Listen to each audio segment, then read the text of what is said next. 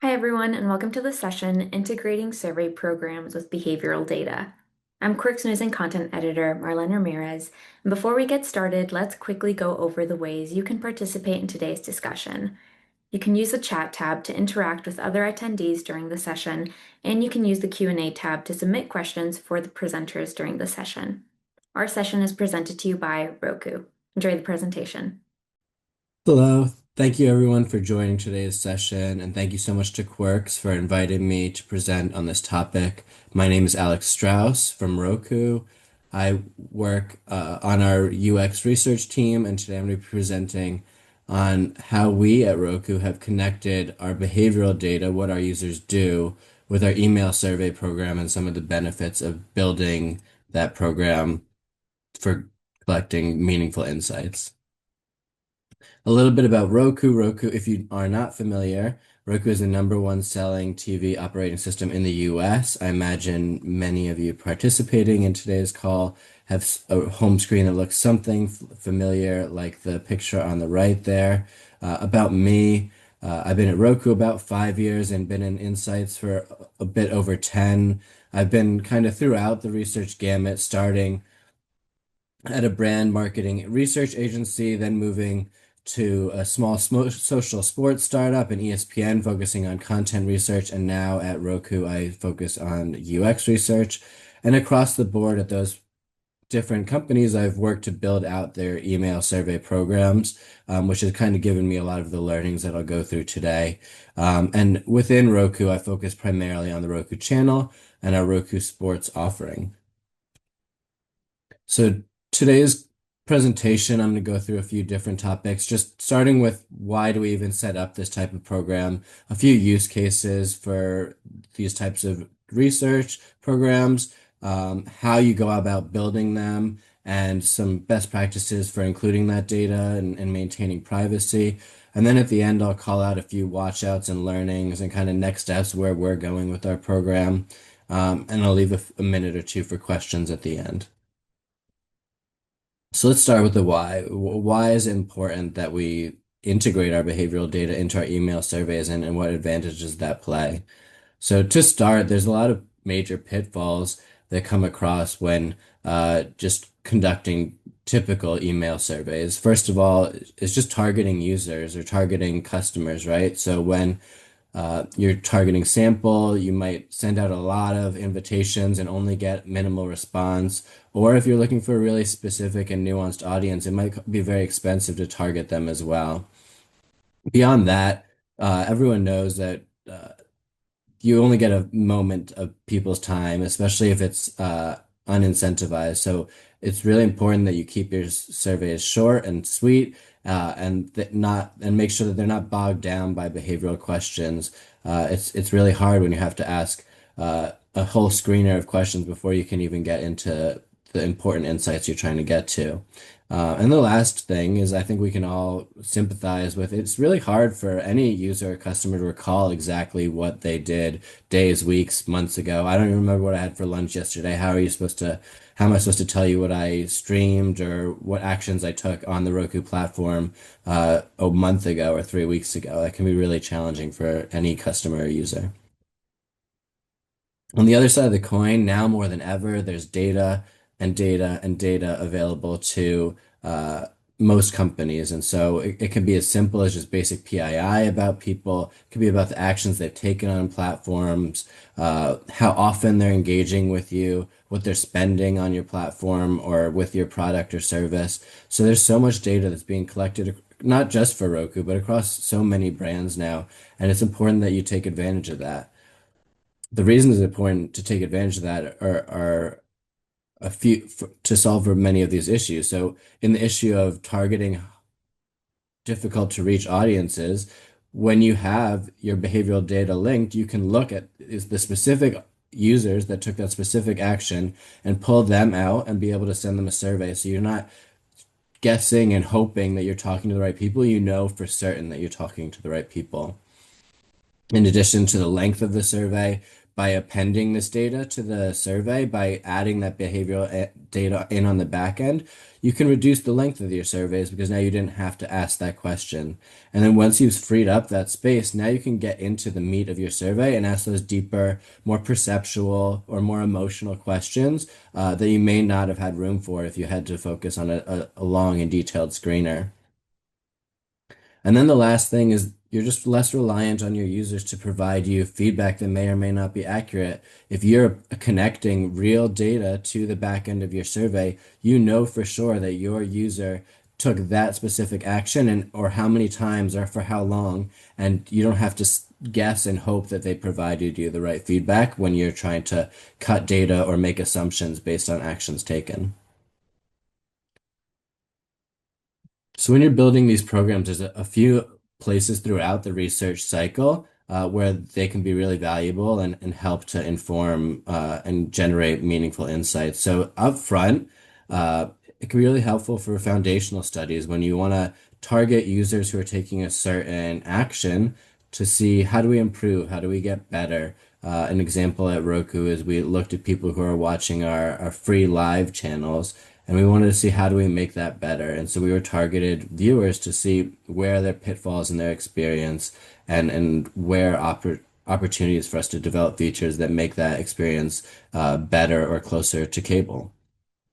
Um, then further in the cycle, once you're starting to develop features or once you're rolling things out to market, you can get direct feedback from those who are engaging with it. So if you see someone bought a new product that you just released, or someone engaged with a feature that was just put on a platform, you can target those people and make sure that you understand among those who took the action you want, what are their initial perceptions. And then on the back end, after launch, you can then make sure that you're measuring and keeping tabs on your users and what actions they're taking. And you can see among those who are heavy users versus lighter users of a feature, are their perceptions of it varying and keep tabs on that over time as you make additional iterations and improvements. A really good case study of how we've built this program at Roku is with our A/B testing program. So, uh, on the Roku platform, we run thousands of A/B tests a year that users may or may not explicitly notice or acknowledge. But some users do have a propensity to notice them. And so when we run those A/B tests, it's important that we not only understand how their actions change as a result of that test, but also how their perceptions change. And so getting the behavioral data to see how their actions change is only a piece of the pie. It's very possible we could develop a feature that drives the needle when it comes to revenue or streaming engagement, but users hate it. And so it's our job as researchers to make sure we have a pulse on that user sentiment and make sure that we're not releasing features that users are going to create a negative experience for users. And so what we do is we target people who are allocated to these A/B tests and we send them a survey to make sure, and we capture in the control cell versus the test cell what their perceptions are of Roku as well as the specific feature that we're testing. And we observe those shifts. So while we're observing shifts in behavioral data, we're also observing shifts in their perceptions and as well, and making sure that we keep that pulse. And we're kind of like in our mind the last line of defense for whether or not we release a feature. If we're shifting the needle on the metrics that we want to shift, that's great. But if it's not creating a positive user experience, then we're the ones that are going to say, let's like pause and iterate and see if we can do a little bit better. So let's talk about how we built this program at Roku. Uh, it does take a lot of steps, it takes a lot of collaboration, but when you do all of these things up front, it really sets you up for success. And so there's four key areas I've identified as far as the teams and the people that you need to collaborate with for success. The first is, and probably most important, is data and analytics. To be able to build that bridge between your behavioral data and your survey data, you need to be able to understand where that data is coming from and work with that team to be able to pull that data through into however you're sending and collecting the data for these surveys. Um, The next team that's really important to engage with is your CRM and marketing team. You need to deliver the communications to these users in some way and working closely with your CRM marketing team. Make sure that you're connecting and contacting users in a meaningful way, in an engaging way, in an on-brand way. So they're an important team to engage with. The least fun one is legal. You definitely have to engage with legal just to make sure that you're in compliance with policies. When you're collecting and connecting user data, it's really important that you comply with privacy policies. Those can vary across country, and so it's really important that legal is brought in from the start and then also kept in as your process develops. And then the last is the research vendor. So whether you're running it yourself or using a full service vendor, making sure you're compliant with the data you're sharing and the connections you're building and making sure that's all above board is a really important part of the process. So let's talk about those a little bit more in detail, particularly analytics. Um, so the first thing that you're going to want to set up with them is how do you pull out a list of users from your database. And so you want to establish a process of how you're going to query your database and understand the behavior that the variables that you can target and how you're going to pull them out. So that's the front end. And then on the back end, you're going to want to figure out what data you can connect to those users to help kind of put that what and why together. In any survey that we send, we're not only targeting the users based on what actions they've taken, we're also adding, several columns of behavioral data to our file that we connect so that we can understand when we're doing our analysis what they said and also what they did together. So when building that up, my easy tip here is just make friends with analytics because you're going to need a few favors to set this up, and so you're going to need to ask nicely. The other big thing that you need to set up with analytics is what does your data look like? How is it configured? How are you able to bring it through in a meaningful way that's easy for your analysis, easy for repeatable behaviors when you're sending out multiple surveys? And so just setting up that framework is really important. What does that data look like to be able to target the users? What are some consistent variables you're going to want to pull through to be able to weight your data so that you make sure that your audience that's answering your survey is aligned with what the actual population you're intending to represent looks like. What does the data you're trying to append look like? And so when you're doing that, there's some considerations. One of the things that we will sometimes pull through for our surveys is the tenure of someone who's been on Roku. How long has their account existed? And we'll break that into four different buckets that we've seen as kind of representative of different cohorts in their life cycle. And so not only do we pull through their tenure in an absolute fashion, we also cohort it into buckets to make that easier for profiling on the back end. Another consideration for this data is how often is it refreshed? You want to make sure they're pulling through the latest, greatest data, but also you don't want to try and pull data that's not yet available. Another key tip at this stage is you want to have some type of unifier that's going to be allow you, especially with PII considerations, you want to have some blinded unifier. We call ours account ID, but you want to have some blinded unifier to be able to connect your survey data with your behavioral data. So in the instance that perhaps you want to add additional data after the fact, you have some way to figure out who that user was and add that data in post hoc. Then the last step in working with analytics is how do you get the data into your survey platform to ask the surveys? So there's a few ways that we do it at Roku. One, and this is I'd say the least sustainable, is you just have analytics pull a list for you, but that requires a lot of ongoing support. The way that we've worked with analytics more seamlessly is we've worked with them to create a number of standardized queries so that, for a SQL novice like myself, I'm no coding master, but I'm able to go into SQL myself, leverage these standardized queries that we've made in partnership with analytics and pull the list myself. The other thing that we have at Roku is to set for our marketing program, we built what's called our DMP, and that's what they use to send out marketing emails to targeted audiences. So we were able to leverage that same tool to target audiences to send for surveys. So if something's already built in-house like that, it can be possible and beneficial to look to leverage something that's already existing.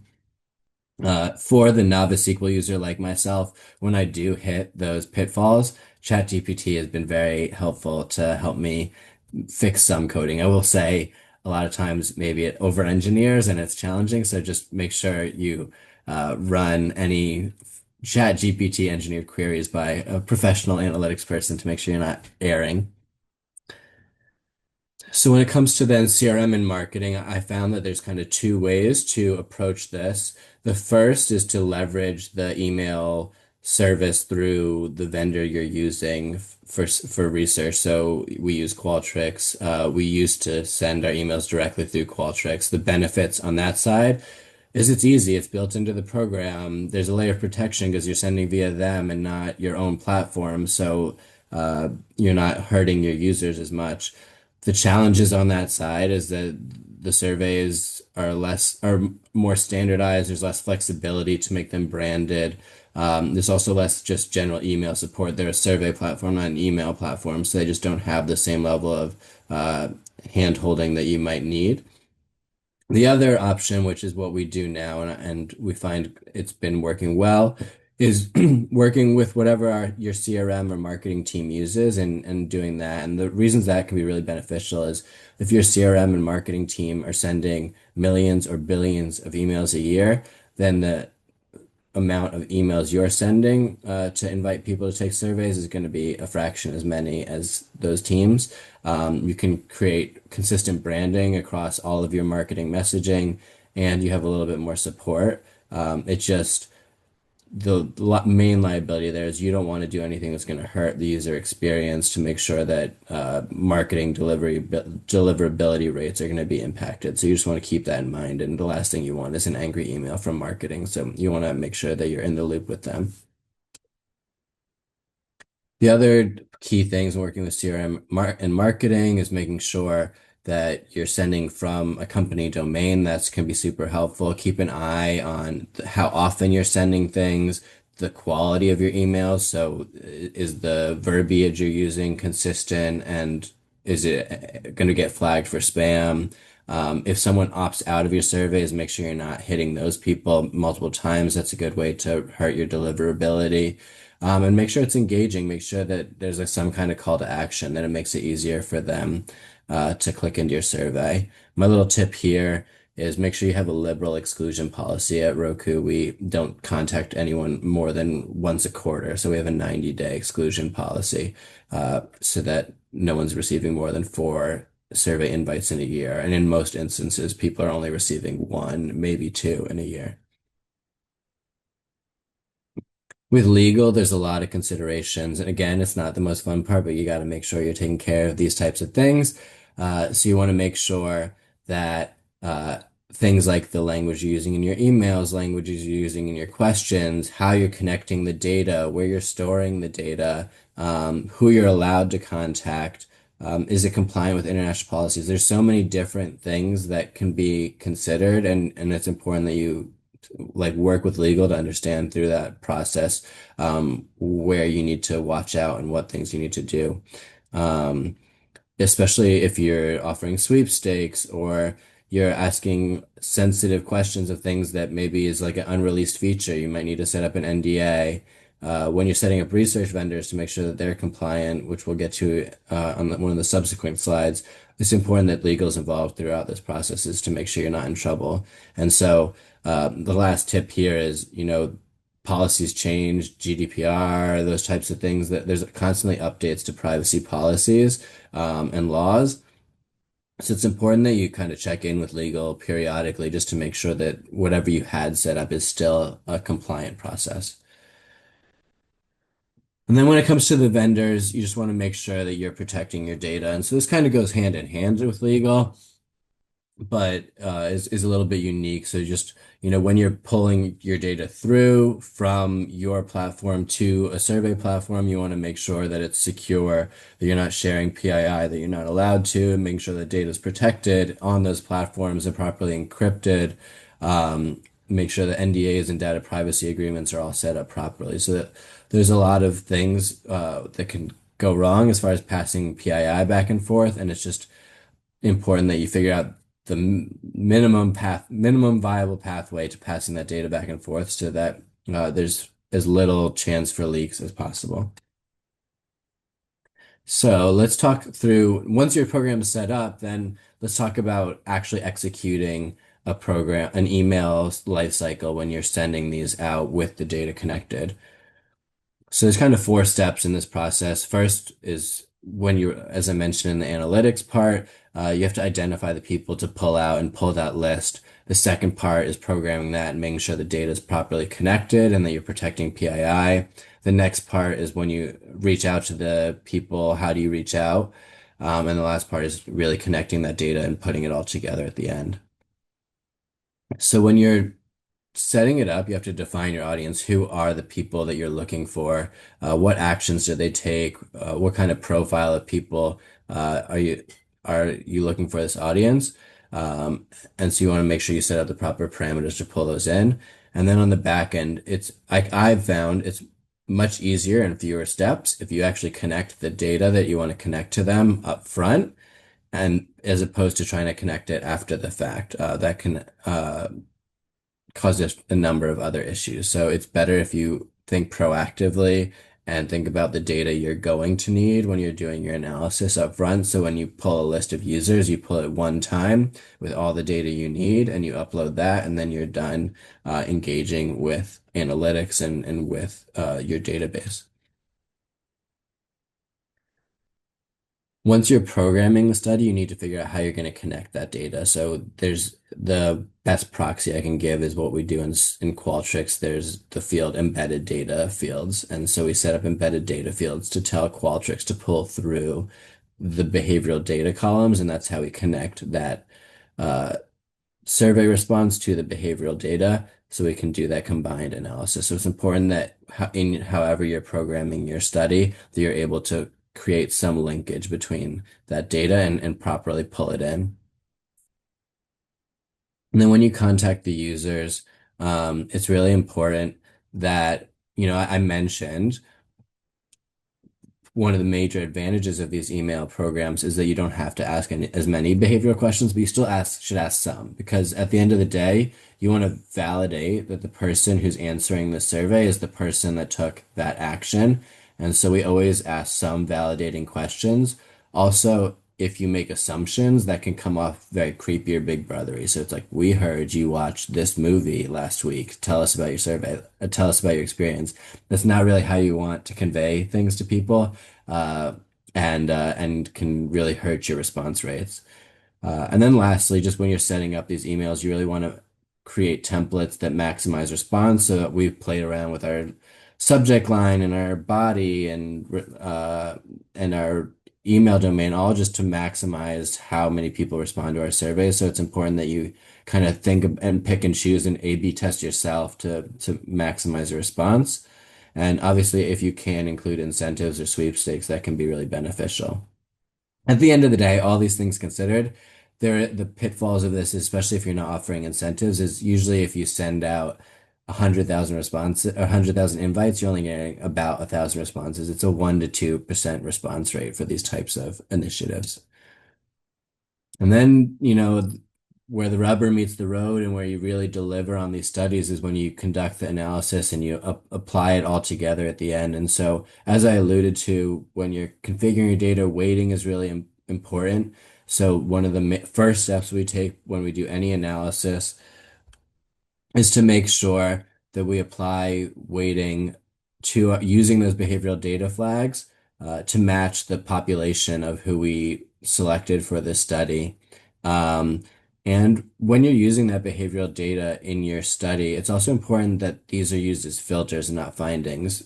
You're only using a subset of that behavioral data, and so it's not something you want to report. You want to report on the stuff that you found and leverage the behavioral data to say like why people who are a certain way felt that way. And then just when you're downloading the data, just make sure you're really careful about any PII or anything else you're passing through because you don't want to store emails or any other sensitive information after the fact on your computer.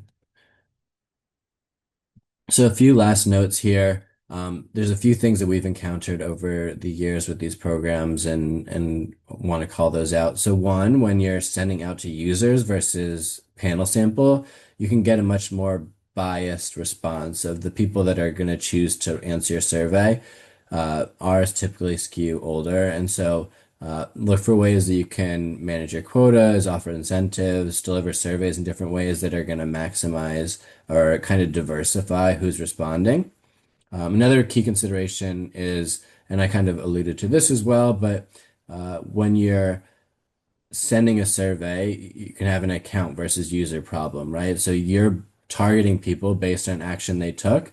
But for Roku, there are many people sometimes watching TV. So the person who took the action may not be the account holder who's receiving the email. So it's important that you align and validate that that whoever is answering the survey is the one that took the action that caused them to receive the survey.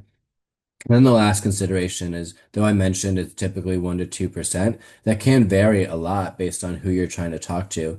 If you're talking to your most engaged users on a very specific feature, you might have a higher than 2% response rate. Or if you're talking to people who lapsed and are no longer active on your platform or what have you, you actually could probably expect a fraction of that response rate because you already kind of have lost them. So it's important that when you're pulling the list of people, you kind of accommodate how many people you're going to need based on who you're trying to talk to. And my last note here is just some of the areas that we're trying to continue to optimize. We're trying to automate a lot of these processes, trying to leverage AI to standardize the reporting or the building of these surveys, things like that. We're also thinking about different ways that we can deliver these surveys, whether that's directly on our platform or through a mobile execution. Again, trying to diversify response and make sure we're talking to all different types of people. But there's more operate iterations that we're trying to do to make this a diverse and meaningful experience. So thank you so much to everyone. I'll be in the chat answering any questions you have.